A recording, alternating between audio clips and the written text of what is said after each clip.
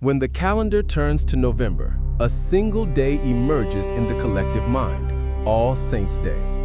For many, the word saint conjures images of silence, of cold marble statues, their eyes gazing internally upward, of sad, two-dimensional faces trapped in stained glass, bathed in dusty cathedral light. We honor them, but do we know them? What if I told you these images, while beautiful, are an injustice? What if we have focused so much on their holiness that we have forgotten their humanity? What if we've been honoring the memory, but forgetting the person? It is time to look again. It is time to reimagine. Because they were not stone, they were fire. They were flesh and blood. They were human beings who walked this same earth, breathed this same air. They felt profound fear. They felt crippling doubt. They failed, they stumbled, and they rose.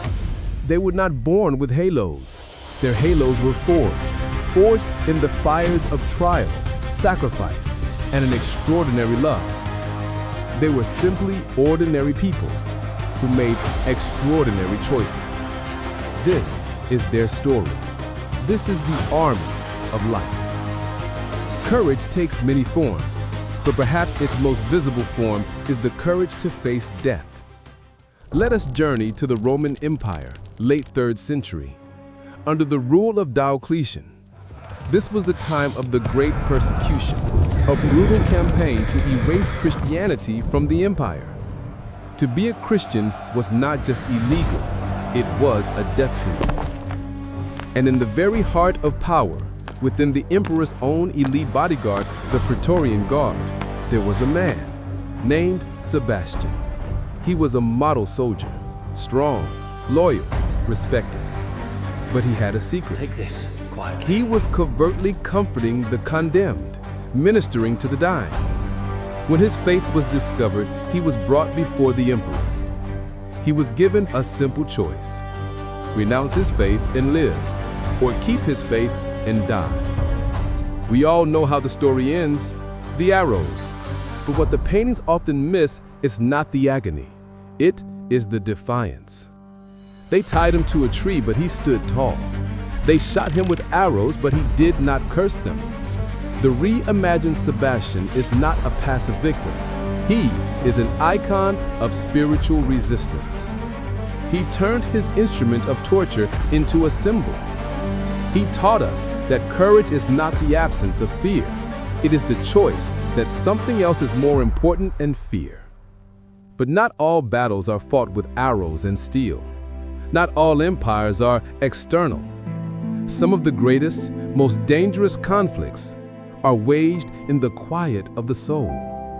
Meet Teresa of Ávila. She lived during the Counter-Reformation, a time of intense suspicion and danger. The Inquisition held absolute power, and Teresa, a nun, was doing something even more dangerous than defying an emperor. She was thinking independently. She claimed that anyone, no matter how humble, could have a direct personal relationship with God without going through the hierarchy. Her weapon was a pen. Her battle was for the soul. She wrote of the interior castle, a map of the spiritual journey. She described the 7 mansions of the soul, a journey from self-doubt to divine union. Her courage was the willingness to explore the wilderness of her own mind, and then, more courageously, to share that map with the world. This army of light has infinite faces. Some were called to direct action, to rally nations. Look at Joan of Arc, an illiterate teenage peasant girl in a war-torn France. She claimed to hear the voices of saints. Those voices gave her an impossible mission: rally an army, defeat the invaders, and crown the rightful king. She did it. Her courage was to believe the impossible and to make it history. And then there is the opposite strength, a power found not in seizing power, but in relinquishing it. Meet Francis of Assisi. Born into wealth, the life of the party, an aspiring warrior. But after experiencing war and illness, he gave it all away. He renounced his money, his family, his status, to live among the poor.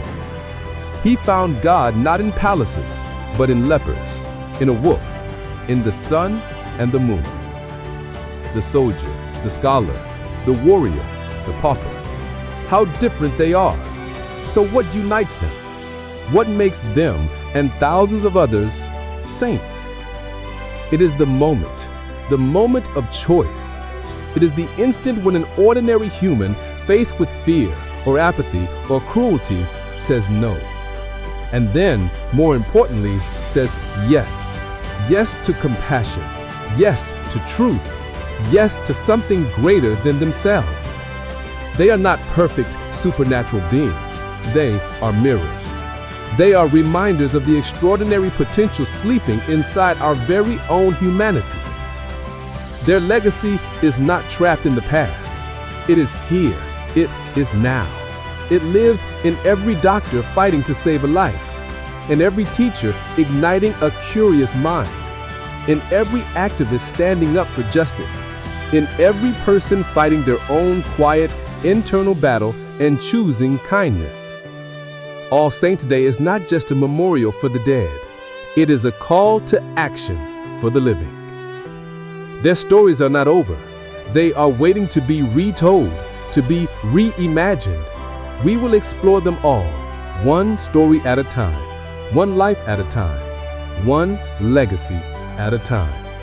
Join us. Welcome to Saints Reimagined.